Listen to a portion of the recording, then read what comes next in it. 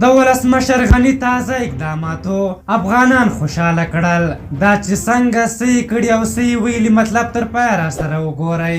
ګرانو لیدونکو السلام علیکم. تېره ورځ د افغانستان سترو ښارونو کې د خوراکي توکو بیې ساعت په ساعت پورته کېدې. د مثال په ډول 50 کیلویي بوجۍ وړه څو ساعتونو کې له 1500 افغانیو څخه 2500 افغانیو ته پورته شول. خلکو له دې ګنګوسې چې پولې بندېږي او خوراکي توکي به کم شي پر بازار ګڼه ګوڼه جوړه کړه چې له همدې ګڼې ګوڼې تجارانو او دکاندارانو ګټه پورته کړه او نرخونه یې بې ساري لوړ کړل.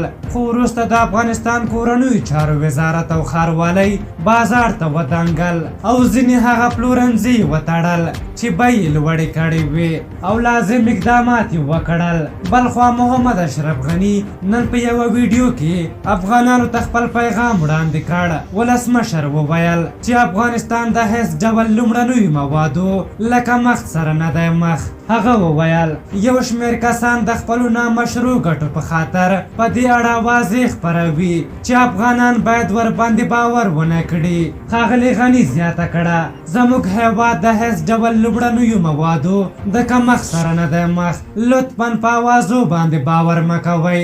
دغه اوازې د یو شمېر جلابانو او متحرکینو لخوا د غیر مشروع ګټو په خاطر خپریږي. نوموړي زیاته کړه چې د مارکیټونو د ثبات په خاطر یې نن سیشن به د دولتي زیرمو څخه د 24,000 ټنو غنمو د ویشلو امر کړی. هغه همدارنګه زیاته کړه چې زرواګونه غواړي چې دا مهال په شمالي بندرونو کې بند پاتې ډیر ژر به هیواد ته راورسیږي. ښاغلي غني وویل چې دا مهال د افغانستان په حیراتان، تورغونډۍ او شیرخان بندر کې په خوراکي موادو بار زرګونه واګونونه هیواد ته د واردېدو په حال کې دي چې ترڅنګ به راتلونکو څه کم 15 ورځو کې 75,000 ټنه غنم د هند له هیواد څخه افغانستان ته راورسیږي او افغان سوداګرو هم له هند څخه 50,000 ټنه غنم پلورلی دي. هغه همدارنګه وویل چې افغان حکومت له چین او هند سره د لازمو طبي درملو په اړه هم کار کوي ترڅو افغانستان د درملو د کمښت په برخه کې له ستونزو سره مخ نشي. نوموړي زیاته کړه زه تاسو ته ډاډ درکوم چې ټوله دولتي دستګاه د اقتصادي ثبات رامنځته کېدو، د بیو ساتلو او د کاپي موادو عرضه کولو په برخه کې لاس په کار ده.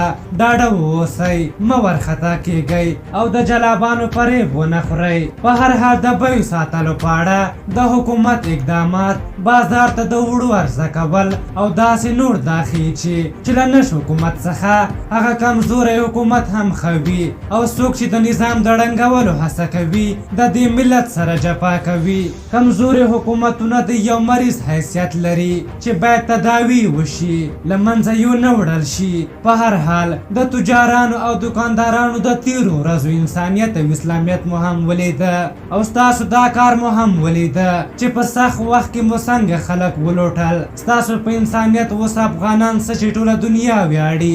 آفرین دې په تاسو بې غیرت وي. په هر حال تاسو د محمد اشرف غني او د حکومت د دغه اقداماتو په هکله څه نظر لرئ؟ خپل نظرونه هم راته په کومنټ کې ولیکئ. که زموږ ویډیو مو خوښه شوې وي ضروري لایک کړئ. تر بلې ویډیو مې په لایو بخښونکي خدای سپارم. د الله په امان.